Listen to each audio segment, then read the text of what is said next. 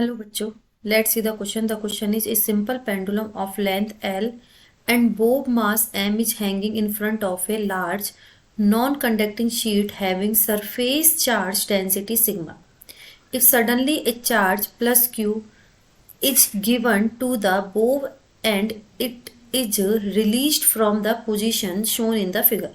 Find the maximum angle through which the string is deflected from vertical.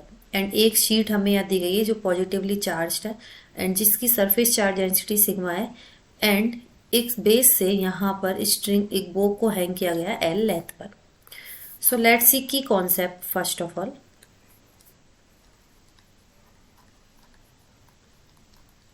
देखो, here we will discuss about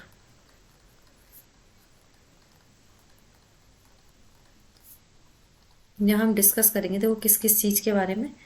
all forces, जो भी force यहाँ पर लग रहे होंगे स्ट्रिंग पर और वहां पर, एंड चेंज इन एनर्जीज कि कौन कौन सी एनर्जी में चेंज होगा. So now let's draw the figure.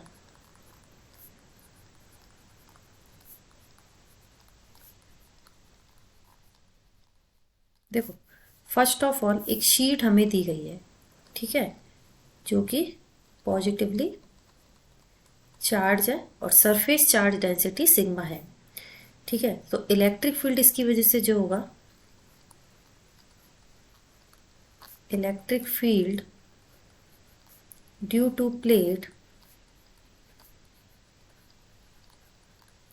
वो कितना हो जाएगा, E is equal to sigma upon 2 epsilon naught. ठीक है, this is equation first. Next अब हम क्या करेंगे, जो स्ट्रिंग हमें दी गई है उसके अकॉर्डिंग कैलकुलेट करेंगे. देखो यहाँ हमने एक स्ट्रिंग को हैंग किया है, ये बोब है, ठीक है, बोब का मास m है और ये पेंडुलम की तरह रिएक्ट करेगी.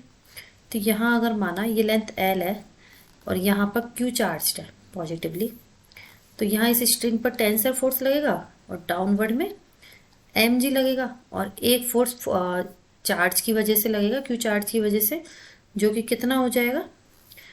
हम इन सबको चार्ज को डिनोट स्मॉल q से कर देते हैं. तो यहाँ कितना लगेगा इलेक्ट्रिक फील्ड का, दिस इज QE, ये हमारा फोर्स लगेगा.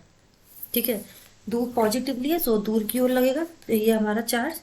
सो नॉन कंडक्टिंग प्लेट ये हमारी थी, this is non conducting plate.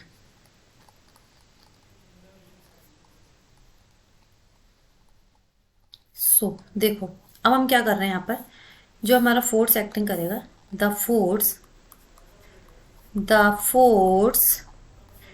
that is being applied on bob is equal to QE. ठीक है, अब यहाँ पर एनर्जीज को हमें मालूम है तो यहाँ एनर्जीज हम लिखते हैं. सो चेंज इन ग्रेविटेशनल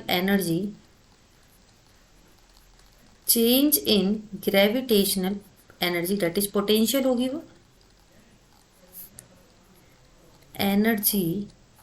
तो देखो ये लेंथ हमारी L है, तो ये कितना हो जाएगा mgl 1 माइनस कॉस थीटा. ये हम पढ़ते हैं पेंडुलम की वजह से. Next change in electrical potential, तो ये कितना हो जाएगा EQL साइन थीटा. ये दोनों इक्वल होनी चाहिए, एक और दो, तो यहाँ से कितना हो जाएगा mgl 1 minus cos theta is equal to EQL sine theta. 1 minus cos theta को हम क्या लिख सकते हैं, that is 2 sine square theta by 2 और EQL ये हो जाएगा 2 sine theta by 2 cos theta by 2. तो यहाँ 2 साइन थीटा बाई 2 से 2 साइन थीटा बाई 2 कैंसिल हो जाएगा, तो यहाँ टेन थीटा बाई 2 कितना बचेगा, एल से L cancel, E Q upon M G. So theta हमारा कितना रह जाएगा, 2 tan inverse E Q upon M G. E को भी हम पुट कर देते, ई हमने निकाला हुआ है, तो ये हो जाएगा 2 tan इनवर्स सिग्मा क्यू,